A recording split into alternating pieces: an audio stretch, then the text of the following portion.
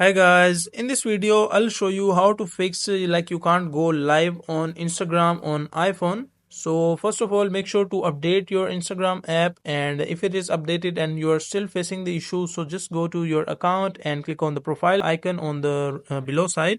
So from here just click on these three lines, and once you click on these three lines you will go into this section, settings and activity. And once you are in this section, so just scroll a little bit, and at the end you will find, like as you can see, more info and support section. So you will see like this help section, so just click on this help, and once you are in the help section just click on report our problem, and again click on report a problem, and just click on include and continue. And on here just write the issue that I am facing this issue, I can't go live on Instagram. I like write down the days of how many days are you facing problem with, and you can add screenshot and upload picture for more proofs.